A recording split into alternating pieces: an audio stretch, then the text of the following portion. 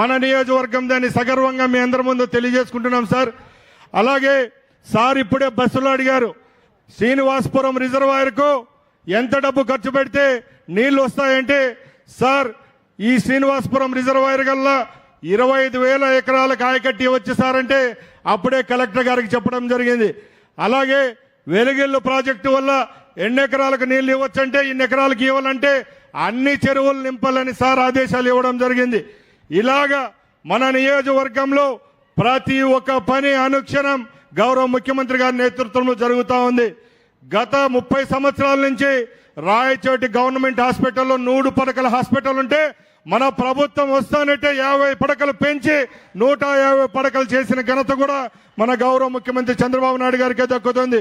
అలాగే మనం ఈ 16 నెలల్లోనే సుమారు 12 కోట్ల రూపాయలతో పాట్ హోల్స్ వేసుకోవడం, ఈ జిల్లాలోనే ఎక్కువ 29 రోడ్లను ఇక్కడ ఆర్ఎన్బి కింద శాంక్షన్ చేసిన ఘనత కూడా మన ప్రభుత్వానికే దక్కింది. అలాగే 70 కోట్ల రూపాయలతో సిమెంట్ రోడ్ల నిర్మాణం కూడా జరిగింది. ఇలా ప్రతి ఒక్క కార్యక్రమం సార్ గారి నేతృత్వంలో ఈ నియోజకవర్గంలో జరుగుతా ఉంది సార్. ముఖ్యంగా ఇక్కడ మా నియోజకవర్గం నుంచి వచ్చిన మహిళా మనులు చాలా మంది ఉన్నారు సార్. వాళ్ళ ముఖాల్లో సంతోషం, ఈ డిసిప్లిన్ చూస్తా అంటే, ఏదైతే మీరు ఫ్రీగా ఉచిత బస్సు అన్నారో వీళ్ళు ఓట్లేసి గెలిపించిన నాకు ఈ అవకాశం కల్పించిన మీకు మరొక్కసారి సభాముఖంగా ధన్యవాదాలు తెలియజేసుకుంటున్నా సార్. అలాగే సార్ ఏ ఇంటికి పోయినా కూడా తల్లికి వందనం వచ్చిందంటే నవ్వుతా చెప్తారు సార్.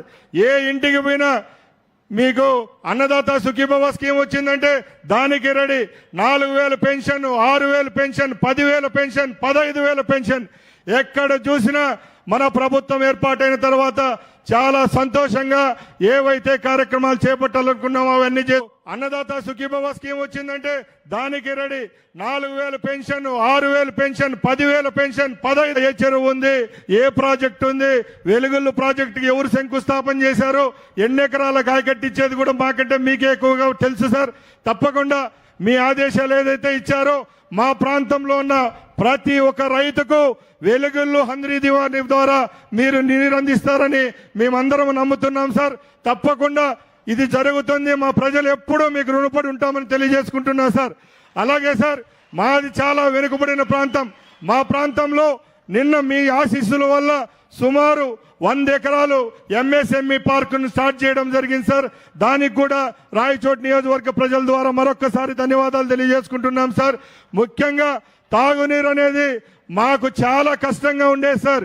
మన ప్రభుత్వం ఏర్పాటైన తర్వాత కూడా సుమారు 30 కోట్ల రూపాయలతో బోర్లు వేయించడం జరిగింది సార్. ఇప్పుడు మీరు ఏదైతే జల్ జీవన్ మిషన్ అనే స్కీమ్ను, సెంట్రల్ గవర్నమెంట్ స్కీమ్ను ఫస్ట్ లో మాకు ఇవ్వడం అంతకంటే సంతోషదగ్గ విషయం ఏదీ లేదు సార్.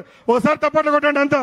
ఎందుకంటే సార్ జల్ జీవన్ మిషన్ లో 840 విలేజెస్ కు దీని ద్వారా నీళ్లు ఇస్తున్నాం సార్.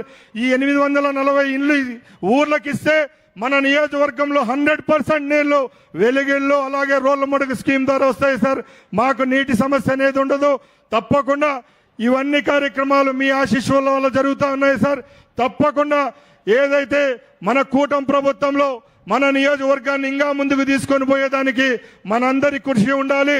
తప్పకుండా చంద్రబాబు నాయుడు గారి నాయకత్వంలో అలాగే మన యువ నాయకులు లోకేష్ బాబు నాయకత్వంలో రేపు రాబోయే కాలంలో కూడా తెలుగుదేశం పార్టీ జెండాను వచ్చే 20 సంవత్సరాలు నిలబెడతామని సభాముఖంగా తెలియజేసుకుంటూ ఈ అవకాశాన్ని ఇచ్చిన మీకు మరొక్కసారి ధన్యవాదాలు తెలియజేసుకుంటూ సెలవు.